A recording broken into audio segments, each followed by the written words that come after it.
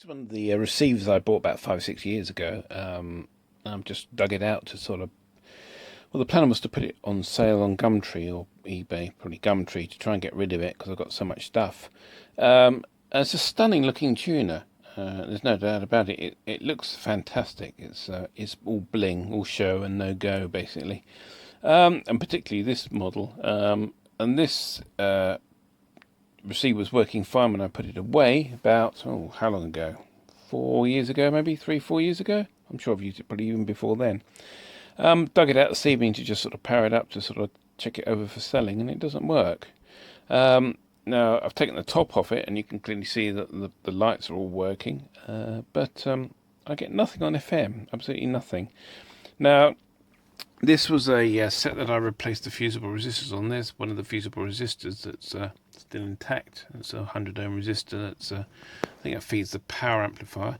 This is the power amplifier, and it's actually been updated with a different type of power amplifier. These were these IC SDK things. The one that's supposed to go in this this amplifier is actually obsolete, non-obtainable.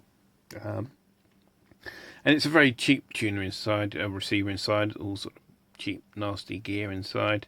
Very basic operation. Very limited on what it can do. It's got one speaker connection. It's got a very few inputs. It hasn't even got an aux input. It's got a tape input, so you can use tape.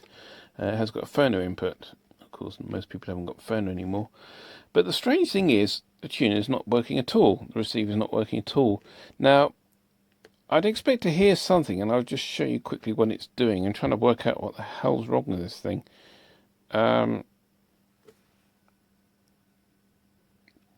Yeah, sorry, I thought the video wasn't recording, but it is.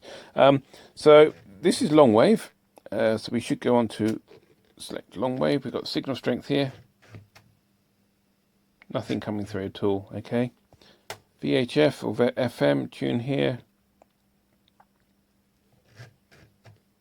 Nothing coming through. Muting off and on. Nothing coming through at all. So, all right, what would you think? Maybe preamplifier, power amplifier packed up? Yeah, okay. Let's try some other frequency bands. Now you can clearly see that the on long wave and medium wave, it's not that obvious to use either. It's a shame. Okay, we're not picking anything up on medium wave. I think we've got an internal aerial I can select here. Let's try that again. Okay, medium wave's not picking up anything either. That's interesting. Short wave, no.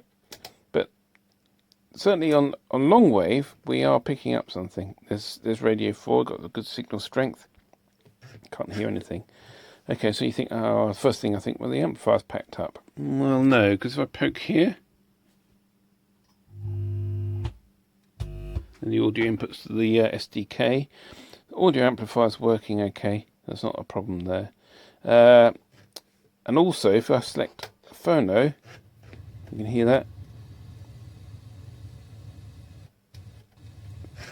There is audio passing the amplifier.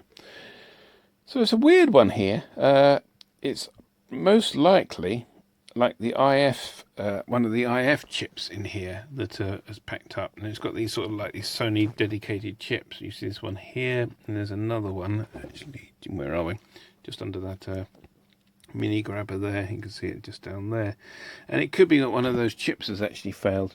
Now, when I switched it on, it had not a burning smell, but it's got a slightly sort of perfume smell, and all I can describe that is I think that this amplifier was owned by either a young lady or something. Maybe had it in her bedroom, and it smelled very sort of perfumey. Well, of course it could be a bloke nowadays, I suppose, but it had a very perfumey smell, like something was getting hot, and it smelled like that when I bought the tuner or the receiver. But I've got a funny feeling something's died in this, and it's going to be a bit of a bastard to replace, because it's probably going to be one of those chips. So now the question is, what do I do with this thing? Unfortunately, it's sort of got a lovely look to it. I think it's a lovely looking sort of receiver. The front panel looks really nice. It looks like a real high quality piece of gear. Unfortunately, hiding inside is just a load of old junk, really. And I think this is around the era when Sony they had got a reputation. They knew they had their name, and everyone would buy Sony, so they could start to cut the cost of their electronics inside, and people would just sort of like, they were brand loyal and just keep going back and buying Sony. It works for a short period of time, but sooner or later people get wise to it and realise that they are actually not quite as good as they once used to be. I mean, original Sony Japanese stuff in the 70s was really good quality, and there's no doubt about it. And I've got lots of Sony stuff. I'm not knocking Sony. Sony stuff is okay. This was the age in the sort of like late 80s, early 90s, where it started to become a bit sort of like they shortchanged everything, everything. Components were the cheapest that you could buy. You'll also find in here there's no fusing or anything like that. It's much cheaper to just put these fusible resistors in. And that works fine, protection-wise, but unfortunately, it makes it a bit harder to find the fault. So something's gone wrong with this again, and the question is now, even though it's in good condition, is it worth fixing? Is it worth just chucking down the scrap, or maybe putting on Gumtree for sort of like 10 quid and saying, needs repair, open to offers sort of thing. Yep, so that's the Sony, what is it, an STR-313l, piece of crap, and thanks for watching. Right, I've just had another look inside, and I'm thinking, well, just an FM tuner, what the hell can go wrong? So I search around for the first fusible resistor I find, and see this resistor here? Okay, let me zoom in. Brown, black, brown. Okay, 100 ohms here, easy enough to work out. So we put it on the ohms range, and it's measuring about 350 ohms. So, okay, so why has that gone open circuit? It's only powering it looks like that's only powering the tuner circuit. So let's power it up. No audio. Let's get a 100 ohm resistor. Here's a 100 ohm resistor. Obviously we're connected up to the mini grabber, so we'll just shunt that 100 ohm resistor. Discover fires it, who must then deploy greater skills. There you go. Now, there's nothing wrong with this amplifier. There's no excessive current being passed. It's basically these resistors, because they're fusible resistors and they get hot, eventually they become open circuit. They go open circuit and the resistor fails, and you've got a dead receiver, or whatever it is. And that's why I really don't like these things. That's the same with the Roxanne tuner. It's the same thing. They put these fusible resistors in because it's a cheap cop out for a proper fuse. They sit there and cook, and they cook, and they cook. They fuse open circuit, and then the person opens it up. Oh, no fuses are blown. Chuck it down the tip, it's blown up. So it's working again. No problem at all.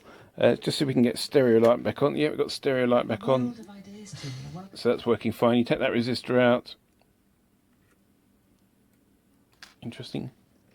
Stereo light stayed on in this time, but no audio. So it's clearly got a problem with that resistor there. It needs to replace that resistor. I'm not putting a fusible resistor in there. Bollocks to the thing. If it's I'm going to put a 1 amp mains fuse in it, and that can take its chances. It's not going to catch fire or burn out or anything. It's just these resistors are unreliable, and they shouldn't be used. The other thing I could possibly do, I suppose, is put a higher wattage resistor, fusible resistor in there. But how the hell do you know what wattage, what that rating of that resistor is? I mean, if it's a protection device, all it says is 100 ohms. It doesn't tell you what current it should fuse at. So bloody cheap Japanese rubbish, really. Anyway, thanks for watching, and have a nice day.